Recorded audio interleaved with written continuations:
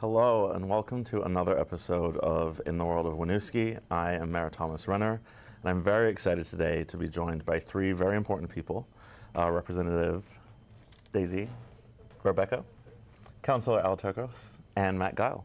And these three folks are all running to represent us in Winooski in Montpelier, and they're going to be running for the House. And I'm really excited that you all joined me today. Thank you so much. I really appreciate you taking the time. I know that summer is very busy. Representative Rebecca, you are the incumbent here. You have represented us in Montpelier for a few years now. So what we're going to do is we're going to have each of these folks introduce themselves, and Daisy, we'll start with you. Thank you so much for having us. Thank it's really good to be here, and thanks for doing In the World of Winooski. I think this is a great show, and I'm really glad that you're carrying it forward for us. Well, thank you very much. My name's Daisy Rebecca, and I am a mom of two. And I'm the Democratic incumbent for the State House. This will be my third term that I'm asking for. And I serve as vice chair on the House Healthcare Committee, where I have led a lot of the recent healthcare reform work, as well as mental health initiatives, and want to continue to elevate those two issues, which are just so critical right now, especially in a time when so much of our country is divided. It's difficult to face these issues of affordability when issues like that impact everyone in Winooski differently. So that's something that I appreciate hearing from our neighbors about, because it directly informs the work that I've been doing and I want to keep doing. So thanks again. Thank you, Daisy. Matt? Yeah, I'm Matt Guile. I'm the K-12 librarian for the Winooski School District. I've been for the last 10 years. I'm the former president, currently a member of the Executive Council of the Winooski Education Association, and a member of the Planning Commission in Winooski. We're in a moment in Vermont and our country right now with federal immigration actions, a healthcare crisis, a housing crisis, and I think this is all sort of the predictable and inevitable result of our for-profit healthcare system, our for-profit housing system, that for decades has been prioritizing profits over the needs of working people. And this has created infrastructure and systems that really fundamentally cannot meet the needs of working people. I really see that there's sort of two paths that we have forward. One is that we can, modify those systems to try to sort of blunt the edges to sort of reduce the impact on working people. Or we can fundamentally fix the fundamental flaws in those systems. I really feel like door two is the one that I think we need to move forward on. Door one is at best kicking the can down the road, and that road I think we can see is washed out, not too far down. Door two is not easy. I don't think have any rose-colored glasses on about that. Again, our healthcare system has been sort of, distorted by years of the profit incentive. And we can fix it. We can move to a universal single-payer system. It's, again, not a simple thing. It's not a switch that we can flip. It's a system that we need to build. So I think the next step is moving to true universal single-payer primary care. I think that is something that we can do in our state. But again, that needs to be viewed as a step towards actually meeting, the promise that was put forward in Act 48 of having a universal single health payer in Vermont. And our housing affordability crisis is really, really, in Winooski School District, at any given time, we have between 12 and 20 unhoused students. It's a crisis. And on the Planning Commission, I think we're doing good work of putting incentives to address that, but private development is not gonna get us there. And I think we really need to rethink how we are investing in housing in our state and in our communities if we are going to have a thriving Vermont where working people can build their lives. Wonderful. Al? Thank you so much for having us. Thank also you. to the folks at Town Meeting TV. My name is Al Turcos. My pronouns are they, them. I have been a Winooski resident for about 3-ish years, first as a renter and now as a proud homeowner. I currently sit on the Winooski City Council. I was appointed in October of 2025 and elected this year on Town Meeting Day. If you had asked me a few years ago if I would ever be an elected official, I would have probably laughed in your face, and that's coming from someone who has worked in the policy, legislative, advocacy world for my entire career, I've done a lot of work of supporting legislative pieces, policy, and elected officials, and never thought that I would be here. And this entire experience has taught me so much, and every single day has made me want this more. And what I mean by that is to say that I think oftentimes elected officials are sort of like put up on this pedestal, and we're thought that they are untouchable or that they like have magical powers, and I can assure you that they do not. And one of the reasons that I continue to like learn and be stretched throughout this process is I've always said being a candidate is different than being an elected official, which is so real. And I think one of the reasons why I've really grown to want this more and more is that the more that I talk to our neighbors and our community members is that my experience of passing landmark legislation, working in the policy field or working in state houses, is that being on the other side of this, so like working with elected officials to inform them about, whether it's abortion and or sexual assault advocacy work, is that many elected officials might say, I'm going to co-sponsor this bill. I'm so proud to be a champion on this particular, issue. But it's the implementation that so often can get lost or that isn't maybe thought about in those, committee tables or rooms or, during floor votes. And that's a wealth of experience that I personally bring. Not only my lived experience, but also, again, just like working on a plethora of mainly social justice issues, but issues that impact us all, and thinking about, like who do we serve, who needs to be at the table, who's not being a part of these conversations. And I was having an incredible conversation with some community organizers and leaders at the Ishtar Collective, who are an incredible organization, who are doing a lot of work to decriminalize sex work in this state. And talking to them about the idea of the people most impacted need to be the people closest to the power, which is something that Ayanna Pressley has taught us all. And so, yeah, I think for me, it's really that I have loved serving on city council, and I have learned so much from our community and from the people of Winooski about, what is important to them. Again, we were just at the Municipal Infrastructure Comprehensive Plan open house, and I remember a neighbor came out who was so excited to learn that a sidewalk and some traffic calming is happening on Manceau Street.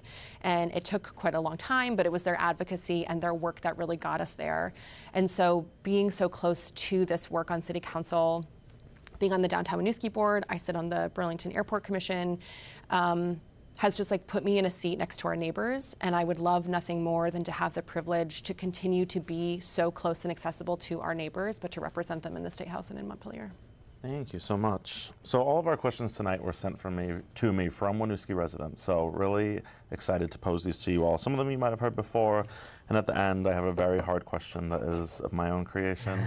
But to keep on kind of the subject you were on, Al, as you all have been out and campaigning and doing your events and running into people at Misery Loves Company, what is the top issue that Winooski residents are concerned about right now? And Al, we'll start with you and work our way down. Sure. To me, I think what I'm hearing the most is the intersections of people's lives. Mm-hmm. And I think that you, God, again, this table and I love each other. I think that the thing that I'm hearing, right, is you could probably put it underneath the umbrella of affordability. And I think, this summer we've really seen like gas prices, influx and deflux, increase and decrease. And it goes to groceries, it goes to rent, property taxes. And I think one of the things that has been very helpful for me is to be able to sort of differentiate between like this is a municipal, conversation and this is a statewide and or federal conversation. But to me, I don't know that there is one single answer. And I'm not trying to skirt the question, but I'm gonna have you tell me one. No, but I think it's the idea that we, in the same way that people say I'm not a single issue voter, we don't live single issue lives. And this is where we love Kimberly Crenshaw, and it's just the idea that people are three-dimensional humans, and therefore everything impacts them differently. But I think if I had to say one, it would be affordability, because it feels like everything sort of comes underneath that umbrella, but it's truly everything is sort of at a peak. Yeah. Yeah, I mean, Affordability, affordability, affordability. I mean, that's what people are concerned about, right? Like the cost of healthcare, the cost of housing, cost of groceries, and all of these. And these things are interconnected and interrelated, right? Right. The cost of housing drives the cost of healthcare and housing, and it's all cyclical. And I really do feel like all of these issues that we are facing really are fundamentally come from the fact that working everyday people don't have a full say in our, it's not disconnected from sort of the plight of sort of migrant workers, right? Like the fight for being able to have a thriving life in a community that you love and being able to build it here. That is something that everybody is struggling with, right? And I think, again, that one issue, affordability, it encompasses so much, but and different people are struggling with it in different ways. But I think it's all flowing from, our systems that are sort of not prioritizing the needs of working people. Thank you.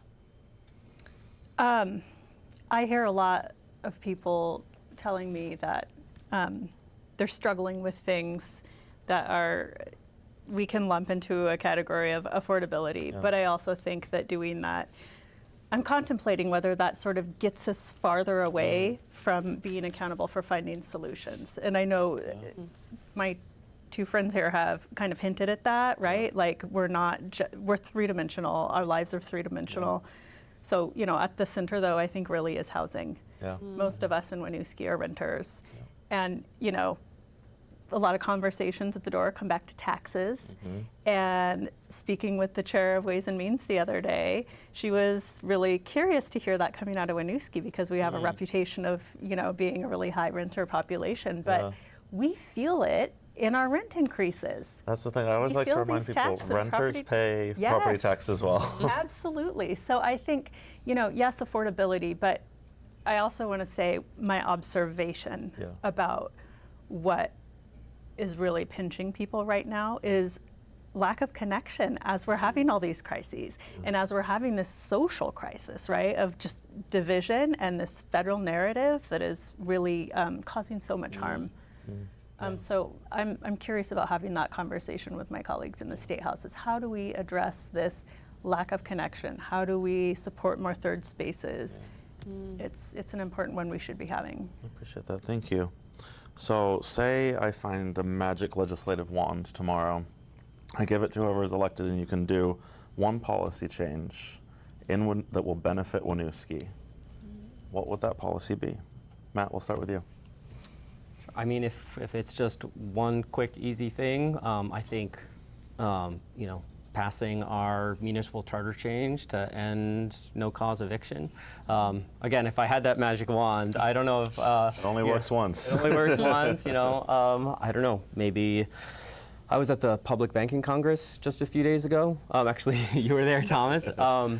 And I found that actually a really inspiring potential opportunity that actually could, actually bring sort of the investment in housing and things that we need in Winooski's community, in our state in general. But again, if I'm thinking specifically directly Winooski, I would, Wonderful, thank you.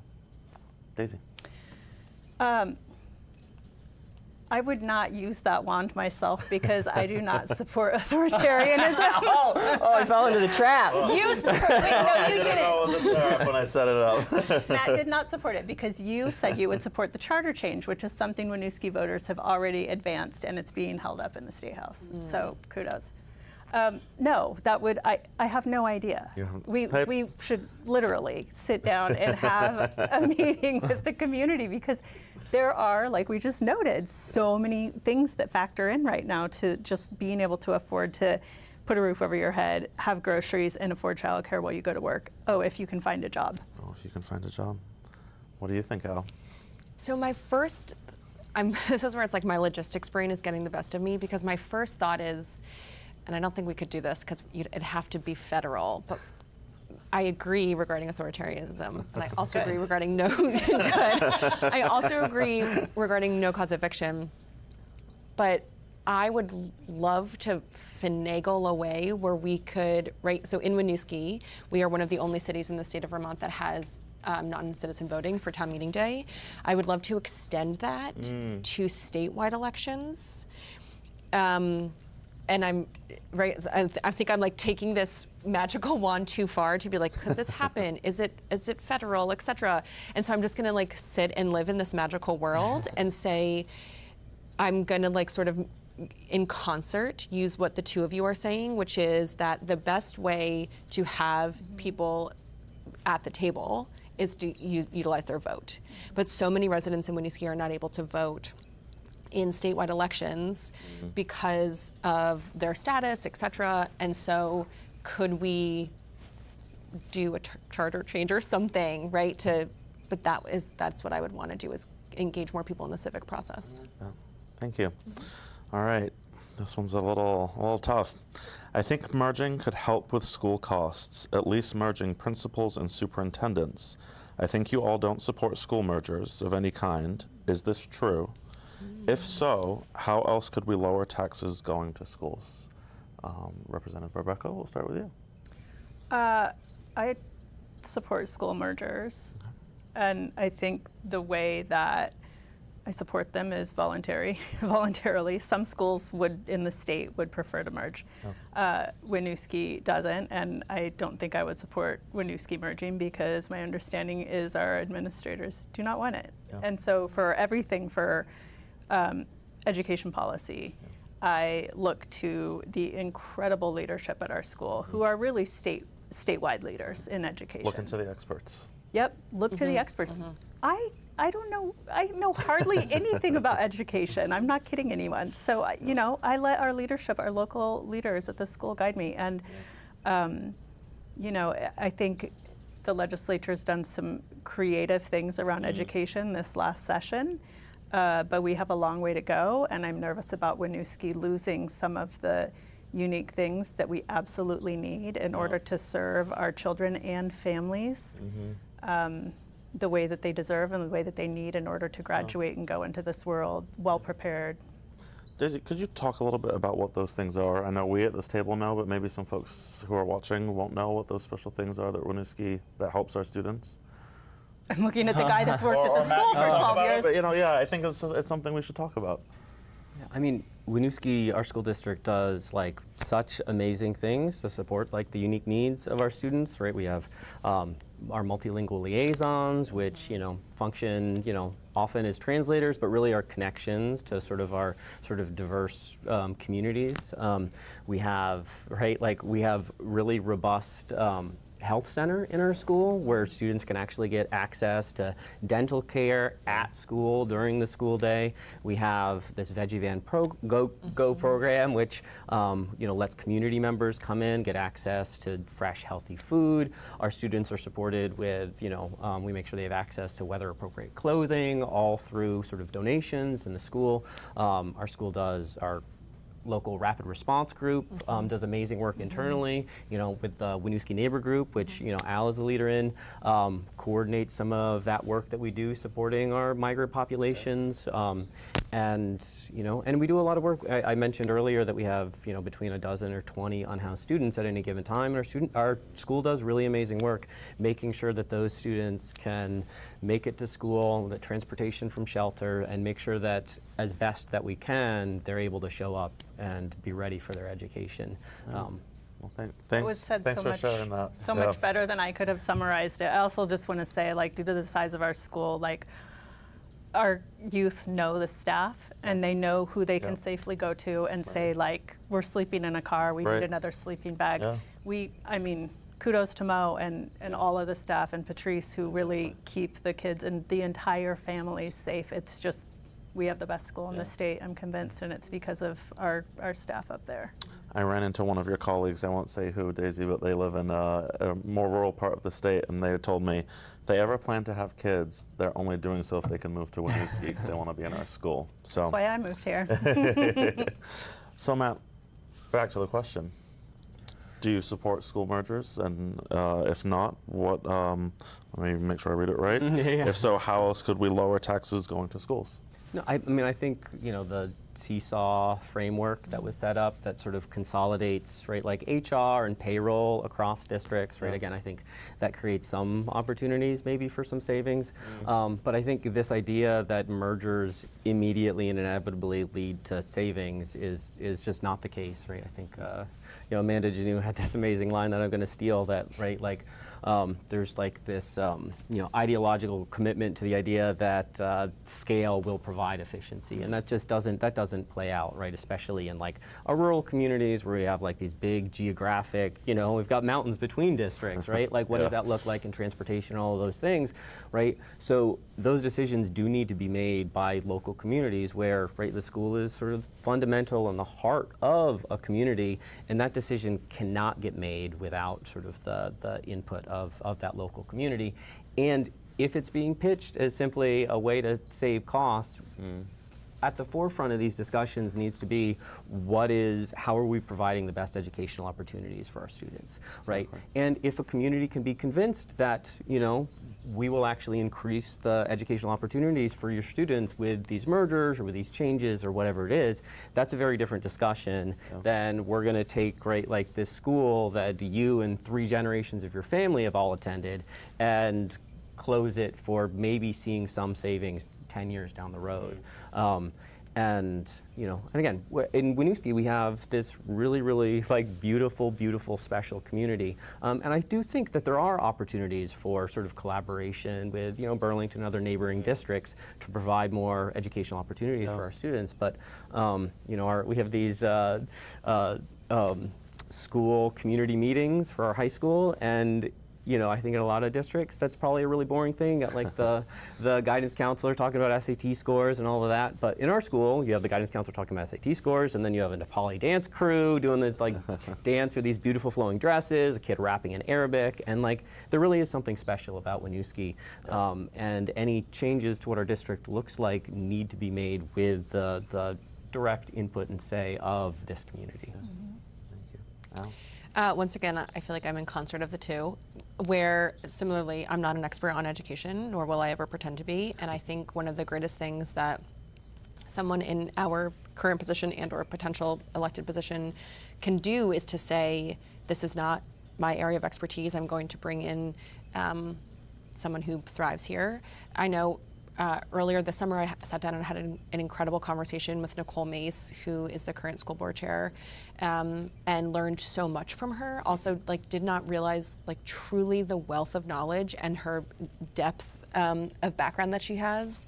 And so I would rely on folks like her and on Wilmer, our school board, our teachers, and our faculty, and then also, to ask students, right? And what is their experience currently? And, while we might not be able to predict what can happen in 5 to 10 to 15 years, but I think sometimes what can happen often in the sort of policy shifting legislative world is that we're operating from a model of scarcity versus operating from a model of abundance. And one of the things that I've seen Wilmer in particularly do since he became the superintendent of Winooski is to really shift that and to start to operate from a model of abundance and to say our students, our families, Winooski residents in our community deserve everything. They need everything. And like Matt was saying, the services that are available to students at the school is something that you don't see very often. And so I think when it comes to the merger conversation,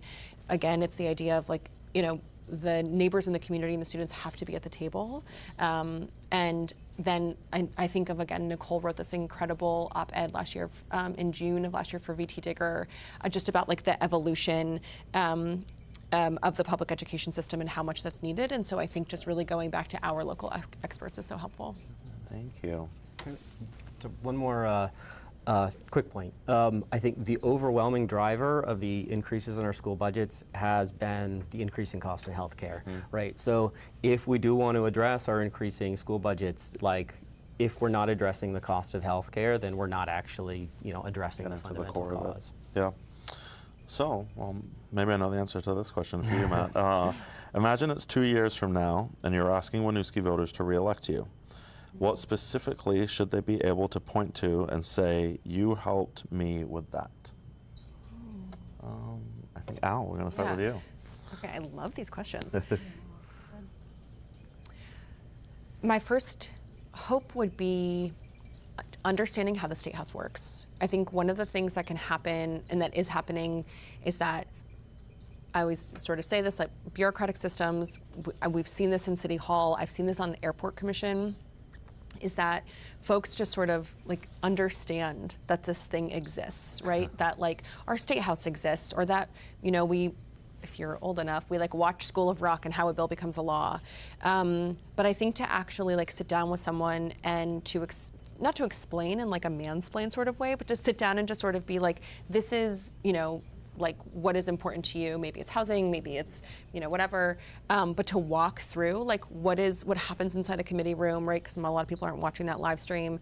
So just like gaining a better understanding and understanding that like that State House does not belong to the elected officials. That State House belongs to the people. That State House belongs to the residents of Winooski, of, you know, every single person who lives in Vermont. And so really just like breaking down those barriers and making it more accessible. And that is one thing that I know that I can promise. I think otherwise it would be disingenuous to say like, this is a thing that I'm going to do as a freshman member. I don't, you know, I can't predict the future, but I know that that is something that I would still be so deeply connected to our community. Matt? Yeah, one bill that had gotten put forward last session that didn't end up getting passed was, it was put forward by Lenore Dodge, that would guarantee access to an immigration attorney in an immigration hearing, and that's something that I do want to champion. Now, I actually hope that no Winooski resident needs to have access to that, but it seems inevitable. You know, we had a second grade student back in December. He and his mother had gotten detained for 7 weeks, and again, this beautiful Winooski community fundraised and made sure that they had access to an immigration attorney, but that's not guaranteed for everyone. And you know, so that's something that I really feel that we as a state, we're, you know, put our monies where our mouths are, right? If we want to talk about protecting sort of our migrant populations, this is something that we can do. And again, something that I think would be really important for our Winooski community. Thank you. Daisy? I want to advance universal primary care in a meaningful way. I think we've laid a great foundation for it the last 4 years under the leadership of Alyssa Black and Lori Houghton.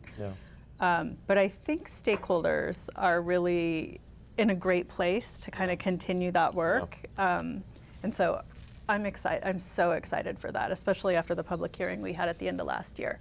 So that, and to be really specific, some school-based mental health initiatives. There was a bill I passed last year that got vetoed by Governor Scott. That guy. Let's do it again. Veto fail. Can I ask a follow-up question? Yeah. What does meaningful way mean? That was in regard to healthcare reform, or sorry, in regard to Primary care. You said you want to do something advancing it. meaningful with advancing it, but what does a meaningful way mean? A meaningful way to me would be a way that the public could see that we had taken action, that there were next steps coming that were clearly laid out and they knew were going to benefit them, and ones that they could hold us accountable for. That's meaningful to me. Okay, thank you, I appreciate that. Thank you. Listen, I'm not a Democrat, but there are no Republicans in this race. How will you think about future constituents, if you're elected, as what I think they meant, constituents like me when you're making a decision? Daisy, let's start with you. So I have a history of working across all the party lines. I co-sponsor bills and lead sponsor bills with people of all parties.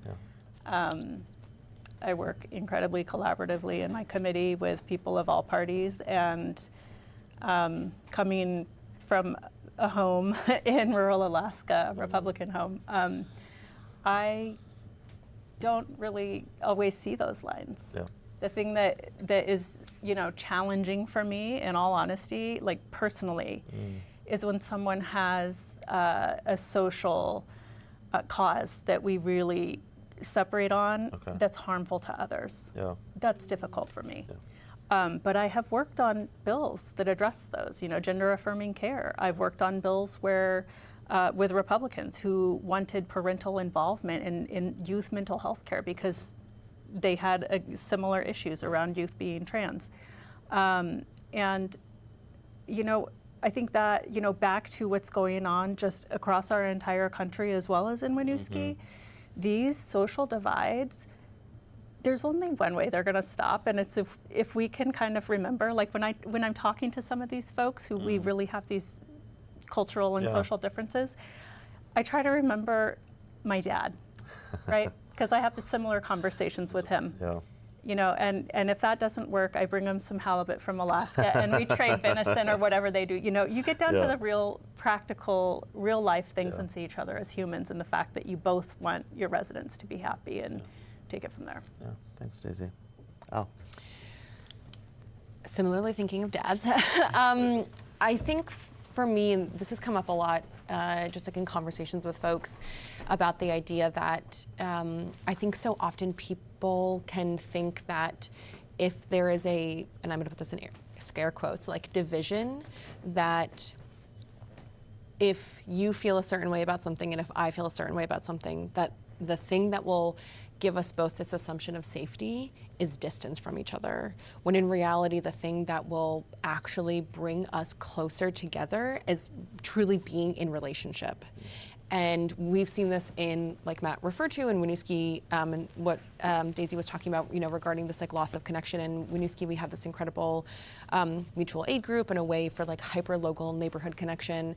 And it's not based on any certain, like, right, like it's not partisan, et cetera. It's really just the idea of like, we are neighbors, literally, and we, you know, like, do you need something? Can I borrow something? Whatever. I remember when my wife and I got married last year, I like asked the entire city of Winooski if we could borrow chairs from them. I literally borrowed chairs from Matt. It was great. He was at my wedding.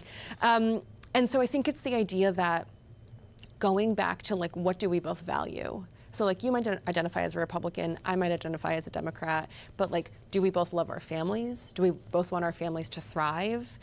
There may be Republicans in the world who, actually there are Republicans in the world who don't believe that I deserve to live as a non-binary person, right? My identity as a non-binary person falls underneath the trans umbrella, who don't see that like my wife and I, our marriage should not be real, right? And so there's so many things that like my lived experience, in some Republicans' eyes, I'm not a real person or I don't deserve the same rights. That's not how I'm going to approach a conversation. And so to me, it's just the idea that like, what is our like desired outcome? And it's, you know, like healthy people, treating people with dignity, respect. And so that's how I always approach things. And I know, like I've worked on abortion access for years, which some people think is a deeply controversial issue, but it's really just like, do you think that people should be able to go to the doctor's office? Cool, me too. We can both get there. And so I've had deep success working across party lines, and I know that I would continue that in Montpelier. Thank you. Matt. Yeah, I actually have had some what felt like really interesting, productive discussions, knocking on doors with people who immediately identified themselves as conservative.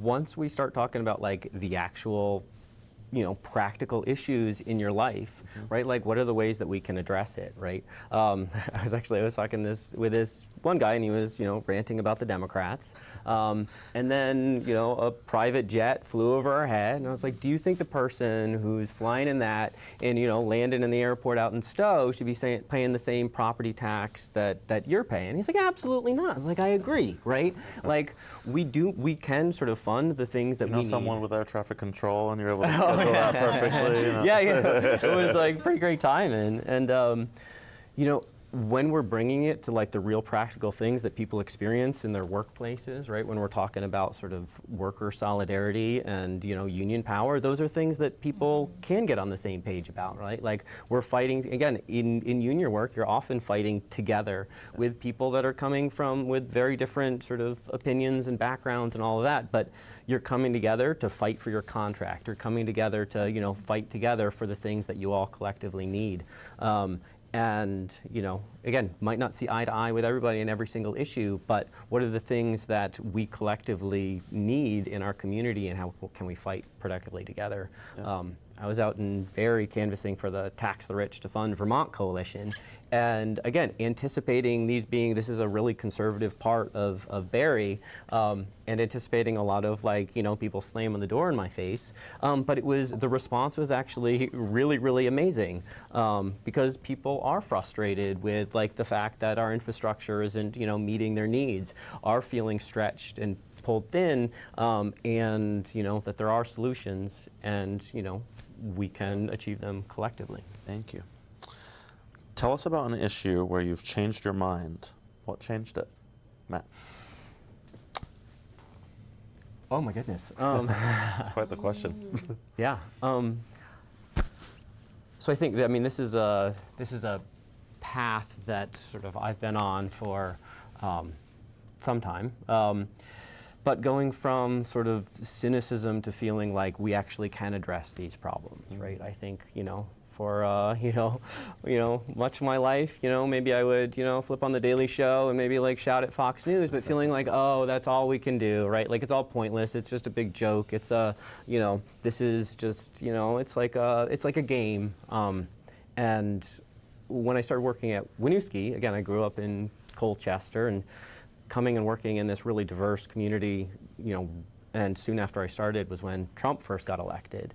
I remember after the Muslim ban, the travel ban came into place, I had a student literally the next day just crying because his grandmother, who was coming from Iraq, wasn't able, and he didn't know if he was ever going to be able to see his grandmother again.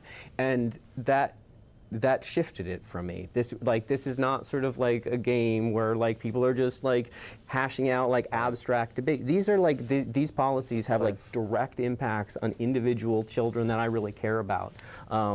And that was the start of feeling like we can do something. And then actually the Winooski Students for Anti-Racism, which was this amazing, inspiring student group that actually did enact change. And I think it was just so inspiring to see, and really that's like the journey that I'm on right now, really sort of initiated with, our Winooski students. Yeah, thank you.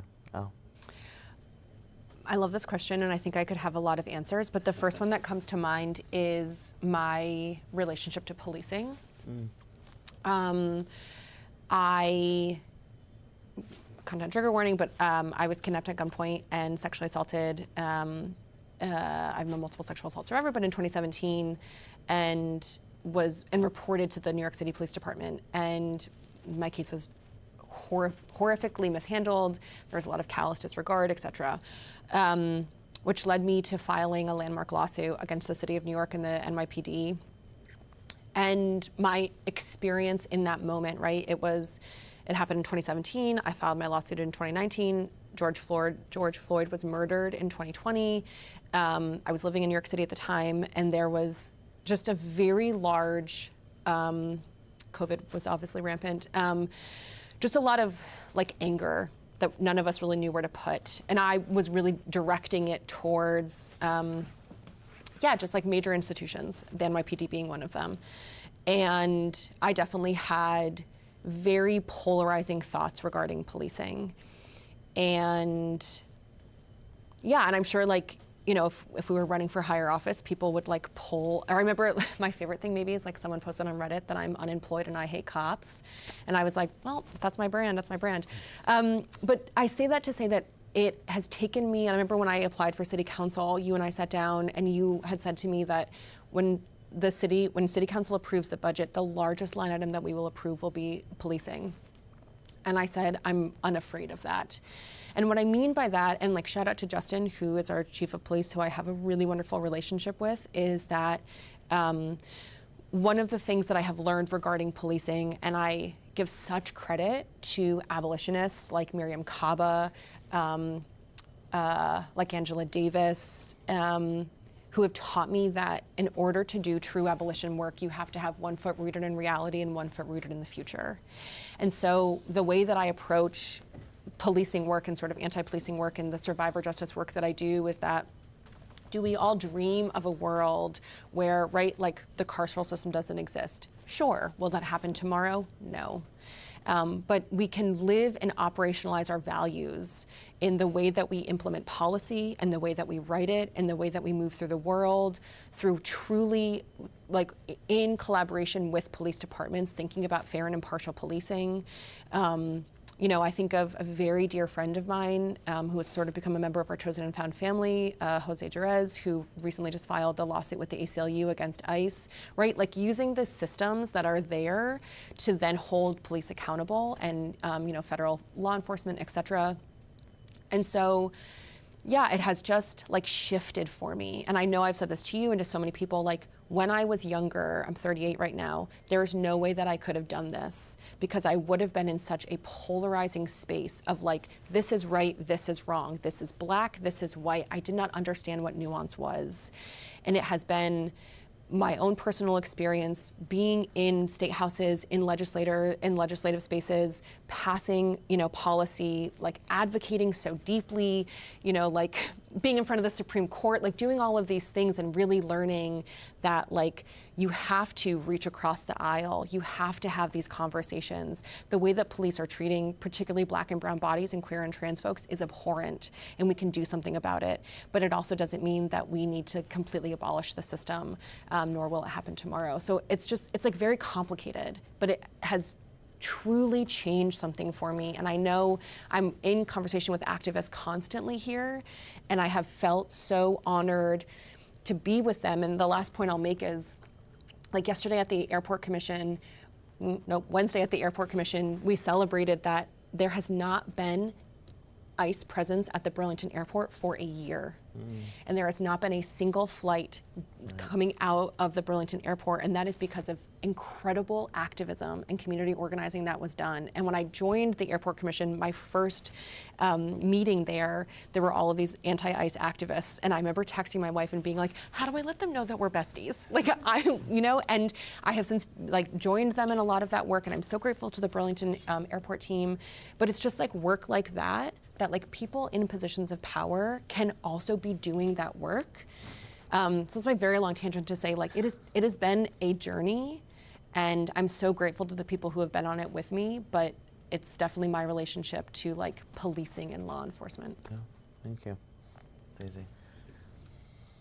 I feel like I could make a long list of things, especially legislation. Yeah. Because legislation is changing all the time. But the reason it changes all the time is because I think people show a willingness to learn.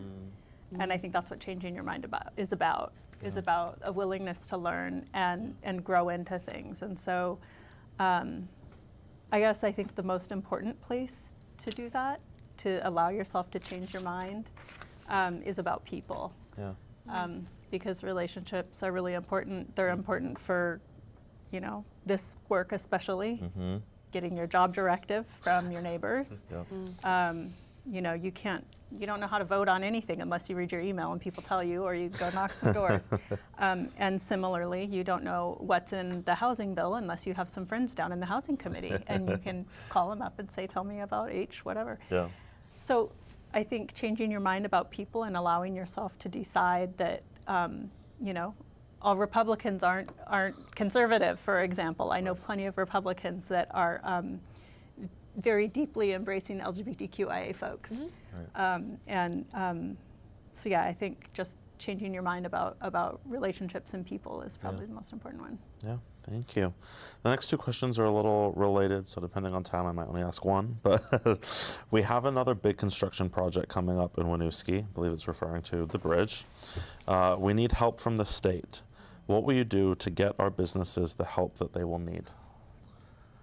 Yeah, and this is coming off of, for anybody who doesn't know, we just had a big, we're still going through the construction on Main Street, and a lot of our businesses during that time experienced a huge downturn in people showing up to their businesses, and some of them were like this close to having to close, and there was one or two that actually did end up closing. So I know that this is a deep concern of all of yours, but I'd love to hear your thoughts.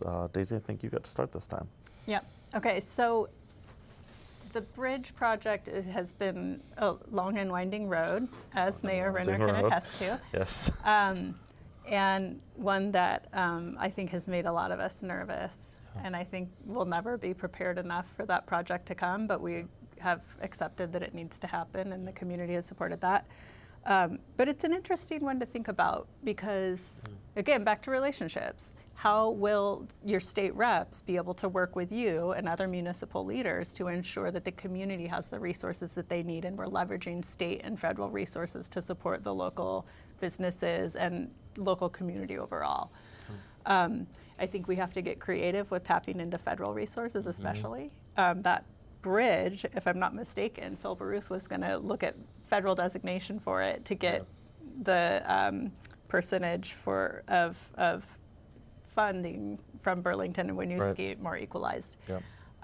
So there's been a lot of concern about the funds. As far as businesses specifically, I think, looking at where some of the major federal funding is coming in, we have to be super creative, and we have to work with our delegation, our congressional delegation, to look at where we can tap into it, and that has to be informed by organized groups of the business owners in Winooski. Okay, thank you. Matt? Yeah. So I know that the city with the last construction project had set up some loans and grants for businesses to sort of help bridge that gap. I think there may be some opportunities to use some of we have the LIAC, which is the treasurer's 10% to invest in Vermont. I could see some opportunity of using those funds to help bridge the gap. I guess this probably wouldn't be in place in time for that bridge construction, but again, I was just talking about public banking. I think having a state of Vermont, a Bank of Vermont that's public, that is serving our state specifically, that would be an amazing resource to have when we do have situations like this, where we could, as a state, offer sort of low interest loans to businesses that might be sort of struggling through a construction project. Also, for farms and agriculture that's sort of trying to recover after natural disaster. I think having an institution like that will be unbelievably beneficial for our state. But again, in the shorter term, I would try to look for some of those programs that we have at the state level and try to help divert them to Winooski. Thank you. Al? The first thing that comes to my mind is, sorry, I'm realizing I'm not this way. The first thing that comes to my mind is how grateful I am to the Downtown Winooski group and the board in particular. And I know Laura Wade, who's the board chair, and Melissa Corbin, who's the executive director. They have a monthly meeting that I'm very grateful to go to, and the next one is on Tuesday, where every single month, the bridge project is a conversation, and business owners are talking about it, and they're constantly in communication with Elaine, who's the city manager of Winooski, and Elaine and the entire city staff of Winooski is very creative, I will say, in terms of like funding sources. They're on top of everything.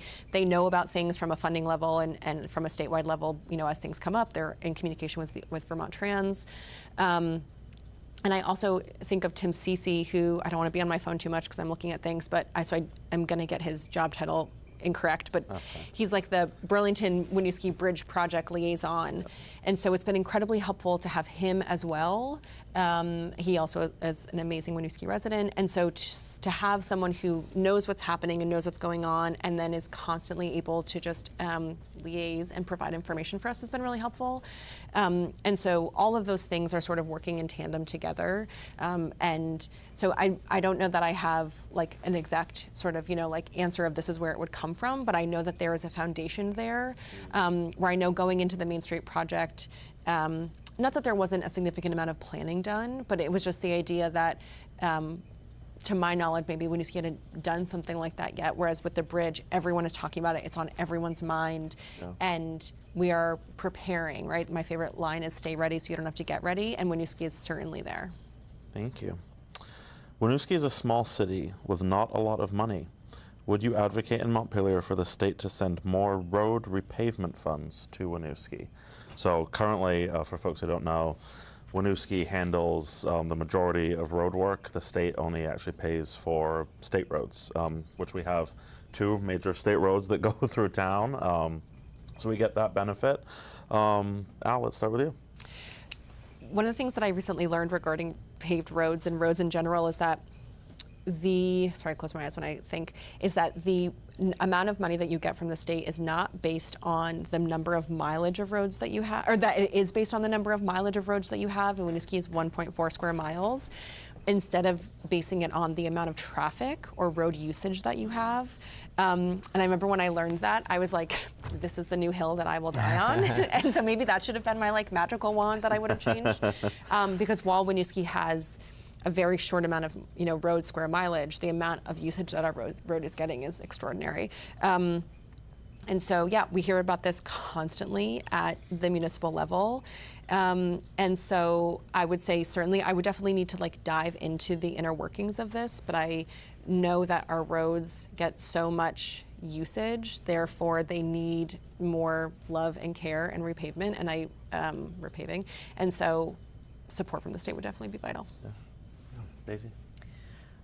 So how I would approach this is before session, meeting with you and the city manager and making a plan for how strategically we would work together to do this, and which senators from our delegation would be on board to help us, because it's not going to be something that one person would do a bill or advocate for in the State House. We would have to have partners in the Senate side advocating for it and pushing for it. Just like when we tried to get the bridge redesignated, we worked really closely, Taylor and I, with Phil Baruth and Tom Chittenden to get that advancing. And that's how it's done, and Mayor Lott was really, really instrumental in that as well. And so I think, the relationship between state representatives and municipal leadership is where things like that come in, because we don't pay attention to the nuances of municipal policy, and that's where you have to inform us, right? And then we can tell you,